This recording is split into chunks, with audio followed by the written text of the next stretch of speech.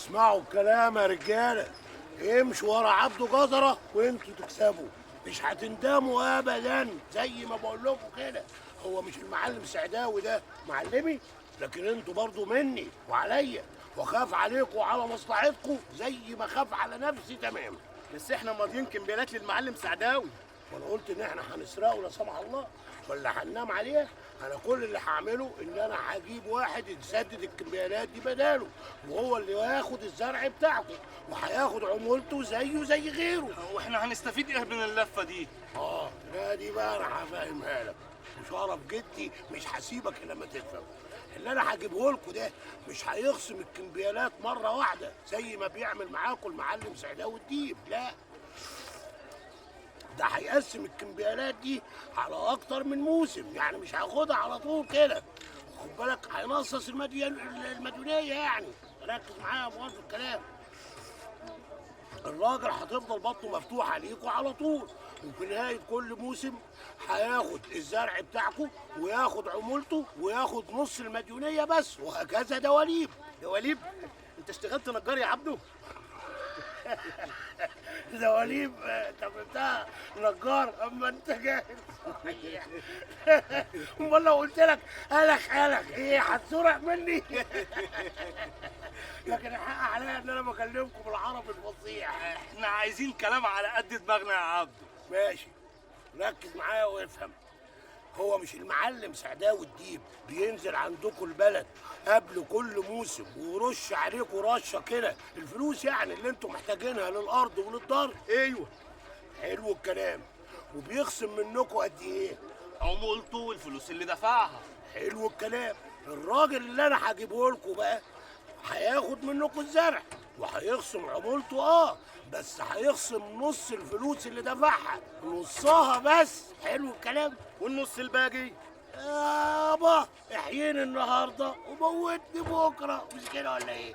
اهو مره تدفعوا النص، مره تدفعوا التلات ارباع، مره التلات ارباع الا حته، وهكذا دواليب. حلو الكلام.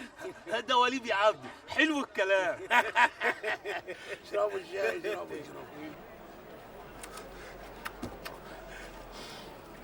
الله، من يد من اعدمها يا نزيه يا ابو الكرم، صدق اللي قال معلم قيمه على حق.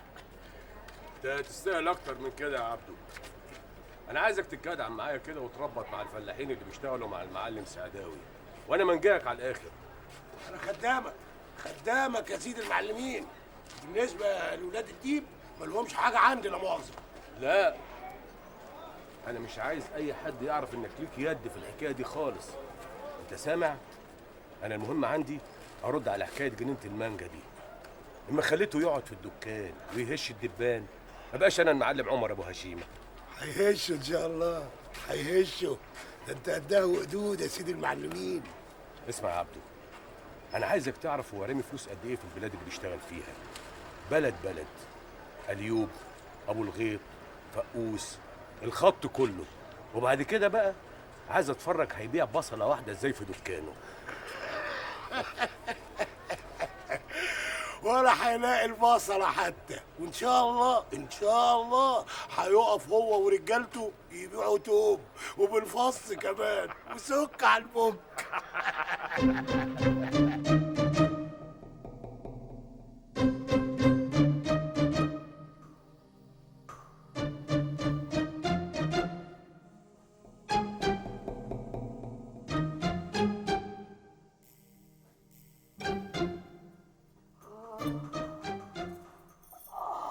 يا فتح يا عليم يا رزاق يا كريم. صباح بنت يا صباح. يا اختي هي راحت فين البت دي؟ يا ما بتردش عليا ليه؟ صباح يا صباح. بنت يا صباح، انت يا صباح قومي يا اخت، ده انت نموسيتك كحلي. انت فاكره نفسك نايمه فين؟ في سرايه ابو راسين؟ لا انا صاحي اهو يا ام الحاجه. قومي يا اخت، احنا بقينا الظهر. ام الحاجه الحمد لله على سلامتك. الحمد لله انك بخير. سلامتي من ايه يا اختي؟ انا صحتي زي البوم. قومي يا بنت، قومي فزي عشان تنزل تشتري الفول والطعميه. فول وطعميه؟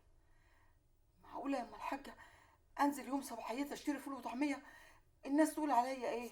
الناس هيقولوا ان انتوا ناس ما تعرفوش الاصول ولا عندكوا ريحه الدم. مش المفروض ان اهلك يجيبولك فطار العرايس؟ مفروض ولا مش مفروض؟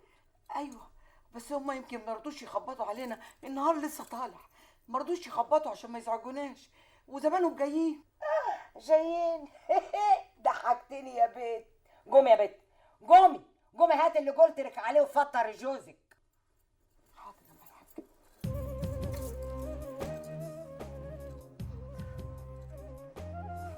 مالك يا بنت ماشيه تتقصعي كده ليه؟ انا مش هتقصع. كتر خيرك يا ام الحاج. بطلي غلبه، افتح الشباك وهو المطرح. انا مش فاهمه الريحه الوحشه دي هبت علينا منين يا باي؟ كتمه على نفسي. بقول لك ايه، بعد كده تخش على الحمام تغسل الهدمتين اللي فيه، وبعد كده تقص الشقه وتسيقيها، وبعد كده تشوفي طلبات جوزك وتشوفيه هيتغدى ايه وتعمله له.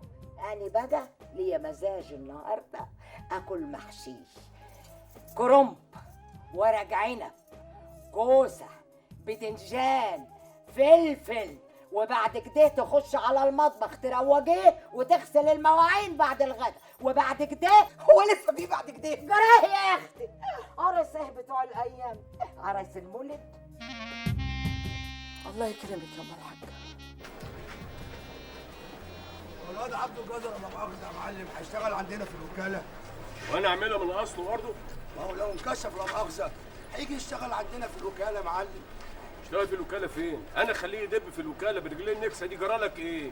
جرالك ايه يا رياض؟ ده انت قديم ومدقدق من ايام مرحوم ابويا. الله يرحمه ويحسن اليه ويجعل مثواه الجنة. انا كمان مستغرب، قلت معقولة المعلم عمر ابن المعلم المرحوم ابو هشيمة يغلط غلطة زي دي لا مؤاخذة؟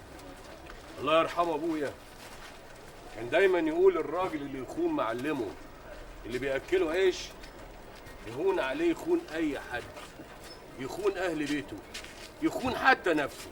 صدقت يا معلم، عبده جزرة ده انا عارف اصله وفصله. ندل وخسيس وجبان. عارف لو اللي بتقوله ده حصل هقطع رقبته. عيب يا معلم، انا عمري قلت لك على حاجه وطلعت غلط؟ صحيح انت كئيب ابن كئيبه لكن عمرك ما كذبت. شوف يا معلم، انا افتن انما اكذب لا يمكن ابدا. طب روح اندهولي، بس بقول لك ايه، اوعى تجيب له سيره عن اللي حصل خالص. رهوان يا معلم. اكيد ده عبده يابا. تستعجلش يا ابني، شويه وهنعرف الفوله من الدشيشه. عد ربنا يزيد ويبارك. شفتوا بقى يا رجاله؟ صدقتوني المعلم عمر ابو هشيمه ده راجل مجدع. لو ايه ايده فرطه وبيأجل الدفع على راحته خالص وقت ما انتوا عايزين. اهي دي المعلمه اللي على حق تزك على البوك. ولاد ابو هشيمه طلعوا جدعان بصحيح. هو الجدع ده عمال ينط لنا ليه؟ جدع مين؟ قشطه قشطات قشطه يا رجاله. ما هي الحساسه ليها ناسه، تخليك حسيت شويه يا نبوي. انت مش شايفنا مشغولين يا اخي؟ معلش يا معلم عبده هتقل عليك، اصل انت مطلوب على وجه السرعه في التوي واللحظه. الله ده كلام يا ولد. انت بتقلدني يا نبوي ولا ايه؟ اما انت عليك حاجات. ومين ده اللي عايزني؟ المعلم سعداوي الديب. معلم سعداوي خلاص رايح له. الواحد مش عارف يعمل ايه، مفيش حاجه بتمشي في السوق ده من غيري. مش عارف يعني اقطع نفسي